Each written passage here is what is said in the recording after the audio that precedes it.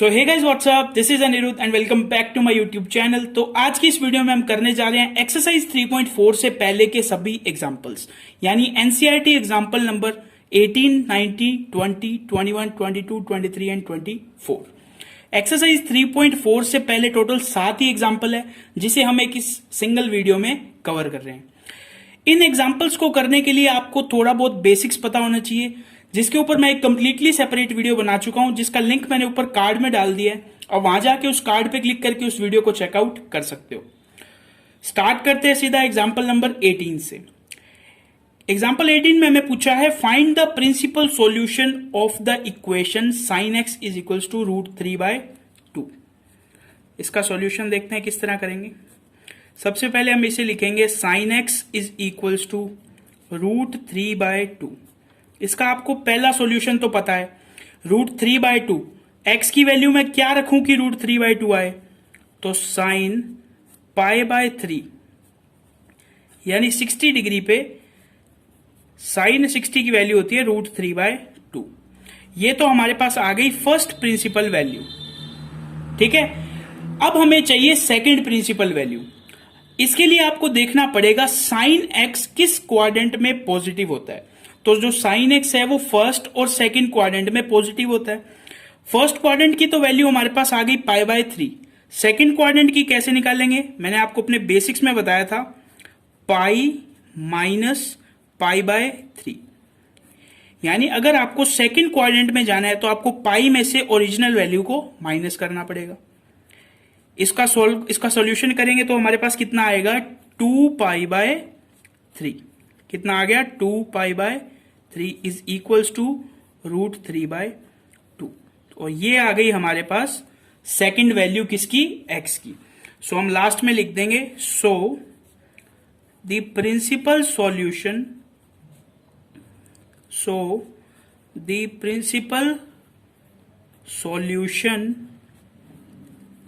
is equals to π/3, 2π/3।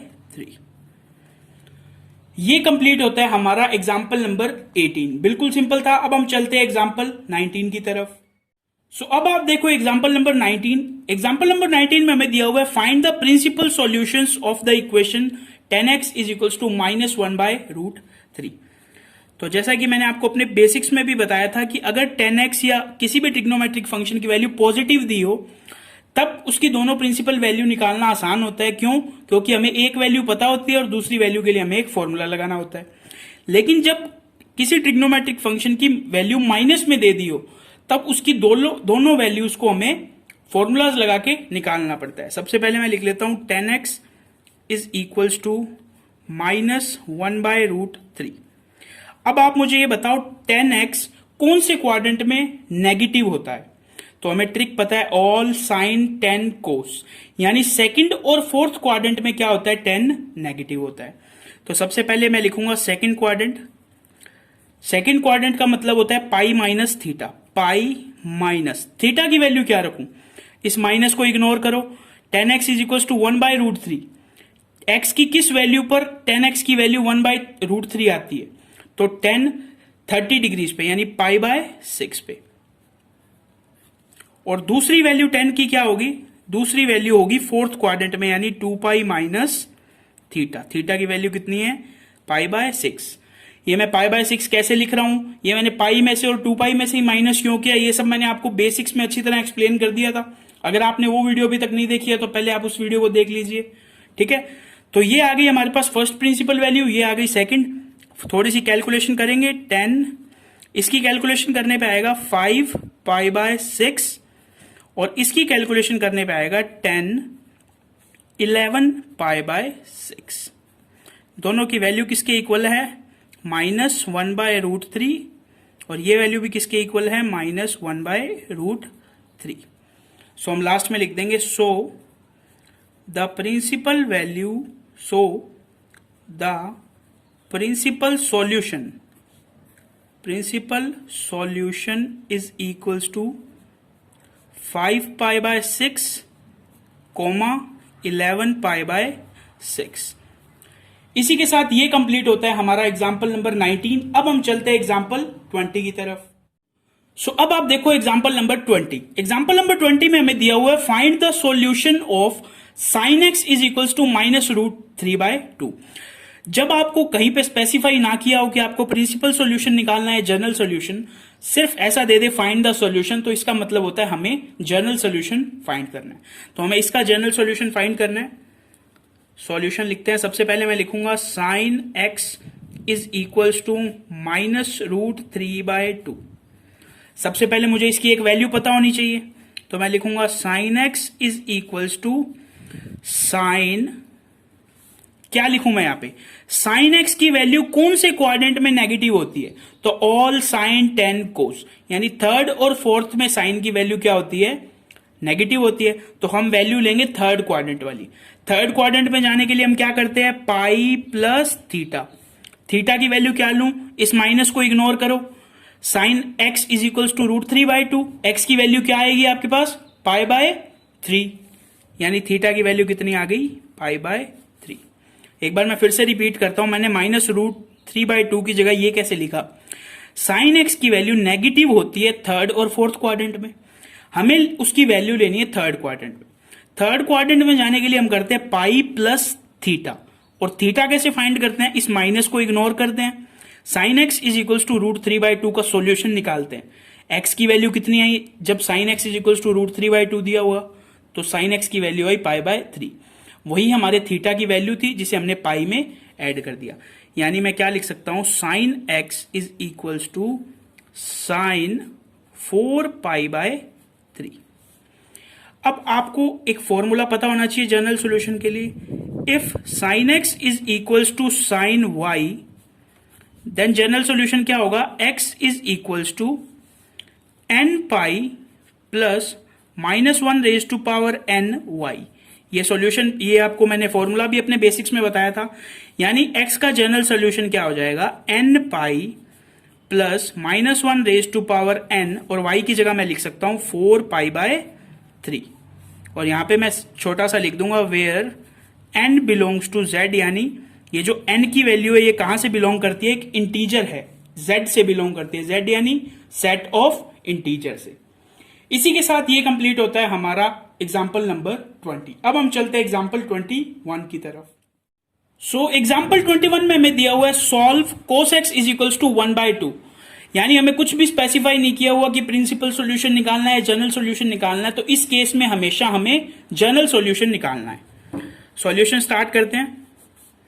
cos x is equals to 1/2। 1/2 positive का है, यानी बिल्कुल सिंपल क्वेश्चन है। cos x is equals to, क्या मैं 1/2 की जगह cos 30 डिग्री लिख सकता हूं, cos 30 नहीं, cos 60 डिग्री। cos 60 की वैल्यू कितनी होती है, 1/2, यानी मैं लिख सकता हूं cos π/3। अब आपको एक फॉर्मूला भी पता है क्या, अगर हमें कहीं पे cos x is equals to cos y दे दिया जाए, तो जो जनरल सॉल्यूशन x होता है वो क्या होता है, वो होता है 2πn प्लस माइनस y। ठीक है, cos x is equals to cos y दिया हो तो एक जनरल सॉल्यूशन होता है x is equals to 2πn plus minus y, यानी इस केस में जनरल सॉल्यूशन क्या हो जाएगा, 2πn प्लस माइनस π/3। यहां पे भी हम छोटा सा क्या लिख देंगे, where n belongs to z, यानी जो n है वो कहां से बिलोंग करता है, सेट ऑफ इंटीजर से बिलोंग करता है, यानी n की जगह हम 0 1 2 3 4 कुछ भी रख सकते हैं। इस क्वेश्चन और जो मैंने लास्ट क्वेश्चन कराया था उसमें फर्क क्या है, अगर आपको कोई ट्रिग्नोमेट्रिक फंक्शन की वैल्यू पॉजिटिव दे रखी है, इसका सीधा सा मतलब है आपको ट्रिग्नोमेट्रिक टेबल में उसकी वैल्यू देखनी है, जैसे 1/2 cos 60 पे आता है। अगर आपको नेगेटिव में दे रखी है तब भी आपको उसकी वैल्यू देखनी है, लेकिन नेगेटिव ट्रिग्नोमेट्रिक टेबल तो हमें याद नहीं है, तो उसको आपको, जो मैंने आपको 3 फॉर्मूलाज बताए थे, pi minus theta, pi plus theta and 2π minus theta, उस फॉर्मूला से आपको निकालनी पड़ती है, और फिर आपको सिंपली एक जनरल सॉल्यूशन का फॉर्मूला लगाना है और आपका आंसर आ जाएगा। ये कंप्लीट होता है हमारा एग्जाम्पल 21। अब हम चलते हैं एग्जाम्पल 22 की तरफ। सो अब आप देखो एग्जाम्पल नंबर 22। एग्जाम्पल नंबर 22 में भी सिंपली दिया हुआ solve tan 2x is equals to minus cot x plus π/3। Question दिखने में मुश्किल है लेकिन बिल्कुल सिंपल क्वेश्चन है। सबसे पहले हम लिखेंगे 10 2x is equals to minus का cot x plus pi by 3। इस माइनस को मैं अंदर भी लेके जा सकता हूं। 10 2x is equals to cot minus x plus pi by 3। यहां पे आप एक छोटा सा फॉर्मूला लगा के बता सकते हो कि cot minus x is equals to होता है माइनस का कोट एक्स। यानी अगर आपको माइनस का कोट एक्स दिया हो तो हम उस माइनस को अंदर लेके जा सकते हैं। अब मैं यहां करूंगा 10 2x is equals to 10 pi by 2 minus, ठीक है, माइनस लगा के मैं एक इस टाइप का ब्रैकेट लगाऊंगा, फिर मैं लिखूंगा minus x plus pi by 3, ये ब्रैकेट क्लोज, ये ब्रैकेट क्लोज और ये पूरा ब्रैकेट क्लोज। ये मैंने कैसे लिखा? आप सभी लोगों को पता है कि कोट x जो होता है वो किसके इक्वल होता है? 10 पाई बाय 2 माइनस एक्स के इक्वल होता है। ये मैंने आपको एक्सरसाइज 3.3 जब करवाई थी तब आपको एक फॉर्मूला बताया था। मैंने लिखा 10 पाई बाय 2 माइनस और x की ये पूरी वैल्यू है। समझ गए? अब मैं सारे ब्रैकेट ओपन कर देता हूं। क्या आएगा? 10 2x is equals to 10 pi by 2 plus x plus pi by 3। मैंने सभी ब्रैकेट्स ओपन कर दिए तो मेरे पास वैल्यू क्या आ गई? 10 pi by 2 plus x plus pi by 3। अब मैं लिख सकता हूं 10 2x is equals to 10, x को मैं स्टार्टिंग में लिख देता हूं और इन दोनों को मैं ऐड कर देता हूं। तो इन दोनों को ऐड करने पे मेरे पास आएगा 5 पाई बाय 6। एलसीएम लेके जब आप सॉल्व करोगे तो इसका आंसर कितना आएगा इन दोनों का ऐड? 5 pi by 6। अब आपको यहां एक जनरल सॉल्यूशन का फॉर्मूला पता होना चाहिए। क्या है? अगर कहीं पे 10x is equals to 10y दिया हुआ है तो आप उसका जनरल सॉल्यूशन क्या लिख सकते हो? x is equals to n pi plus y। ये क्या है? 10x is equals to 10y में x का जनरल सॉल्यूशन। यहां आपको x की जगह 2x दे रखा है तो यहां लिख लो आप 2x is equals to n pi plus y की वैल्यू, ये पूरी y की वैल्यू है, यानी x प्लस 5 पाई बाय 6।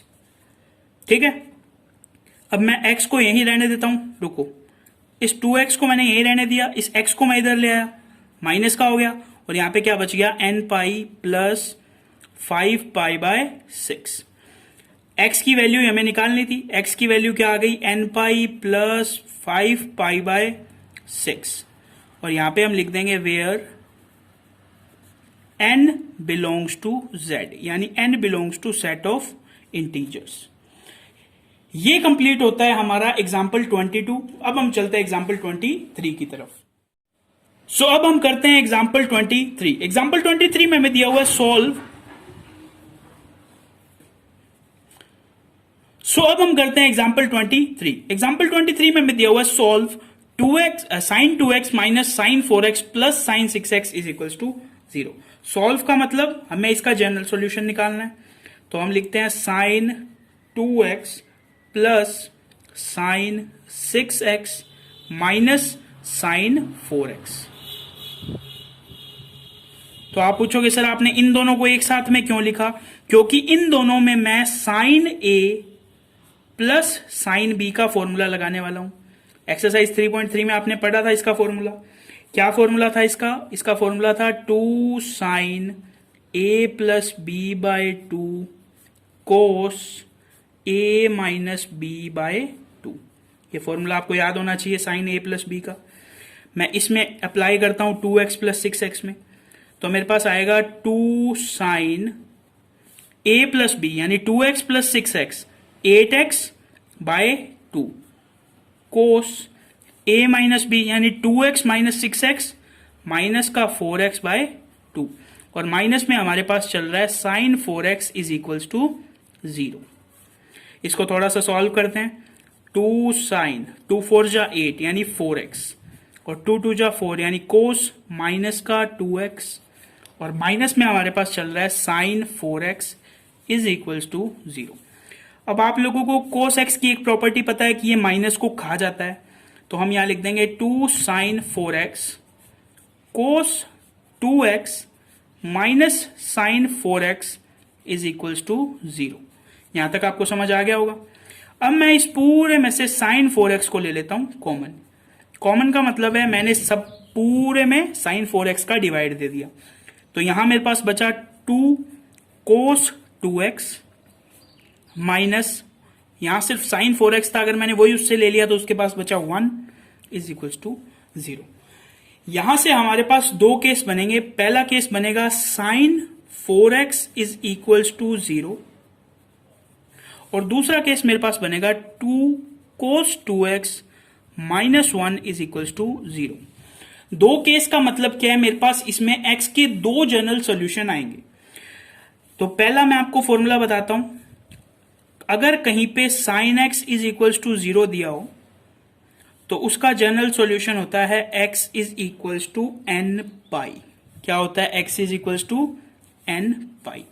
यहां पे x की जगह 4x दिया हुआ है तो मैं लिख दूंगा 4x is equals to n pi और x की वैल्यू हमारे पास कितनी आ जाएगी? n pi divide by 4। ठीक है, मैं एक बीच में लाइन लगा देता हूं। इस 1 को मैंने उधर ट्रांसफर कर दिया, क्या आ गया? 2 cos 2x is equals to 1 cos 2x is equals to 1 by 2 cos 2x is equals to 1 by 2 की जगह मैं रख सकता हूं cos पाई बाय 3। ठीक है, अब आपको एक फॉर्मूला पता होना चाहिए कि cos x is equals to cos y दिया हो तो x का जनरल सॉल्यूशन क्या होता है? x is equals to 2 pi n plus minus y। ये एक फॉर्मूला है। ठीक है, आगे देखते हैं क्या करेंगे। cos x is equals to cos y का जनरल सॉल्यूशन ये होता है x की जगह मेरे पास 2x है और y की जगह मेरे पास है पाई बाय 3, यानी 2 pi n plus minus pi by 3। ये 2 इधर आ जाएगा, ये 2 इसके भी अपॉन में आएगा, इसके भी अपॉन में आएगा, इसके अपॉन में आएगा तो 2 से 2 कैंसिल, यहां पे बच जाएगा पाई n प्लस माइनस, इसके अपॉन में आएगा तो 3 2 जा 6 प्लस माइनस पाई बाय 6। यानी इस क्वेश्चन में x के दो जनरल सॉल्यूशन आ गए, x is equals to n pi by 4 and x is equals to pi n plus minus pi by 6। तो ये कंप्लीट होता है हमारा एग्जाम्पल 23। अब हम चलते हैं एग्जाम्पल 24 की तरफ। अब आप लोग देखिए एग्जाम्पल नंबर 24। एग्जाम्पल नंबर 24 में हमें दिया हुआ है solve 2 cos square x plus 3 sin x is equals to 0।